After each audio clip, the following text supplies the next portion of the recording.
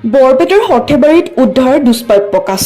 সৰ্থেবাৰী বামুণ্ডী গাঁৱৰ এচাম দুষ্কৃতিকাৰী কবলৰ পৰা উদ্ধাৰ কৰে কাছটি।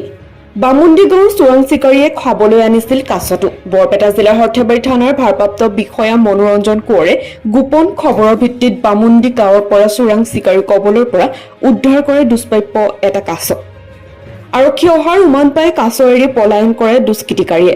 বামুণ্ডী গাঁৱৰ পৰা সৰ্থেবাৰী আৰক্ষীৰ এটা সুজাতি দলে গৈ দুষ্প্ৰাপ্য কাছটো উদ্ধাৰ কৰে আৰু বহৰী খণ্ড বন বিষয়াক খবৰ দিয়ে।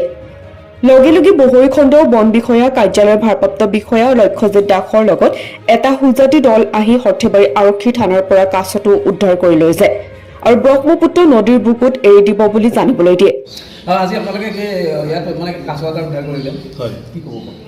এইটো আমাৰ সৰ্থেবাৰী থানাৰ পৰা ফোন কৰি আমাক জনালে যে ইয়াতে এটা কাছু ধৰা গৈছে, গতিকে আপোনালোকৰ পৰা ফালৰ পৰা আহি পেলাই এইটো উদ্ধাৰ কৰি লৈ যাব লাগে। সেইমতে আমি ষ্টাফ সহকাৰে মই মোৰ ষ্টাফ সহকাৰে বহৰীৰ পৰা আহিলোঁ আৰু আহি পেলাই আমি সৰ্থেবাৰী থানাৰ পৰা কাছুটো আমি এতিয়া চমজি ল'লোঁ আৰু এতিয়া মই মোৰ ওপৰৰ অফিচাৰৰ লগত কথা পাতি তেওঁলোকে এতিয়া ক'ত মানে দিব দিয়ে সেইমতে আমি এইটো মানে জেনেৰেলি ব্ৰহ্মপুত্ৰত মানে আগতে আমি তেনেকৈ দিছিলোঁ, ব্ৰহ্মপুত্ৰত দিয়ে।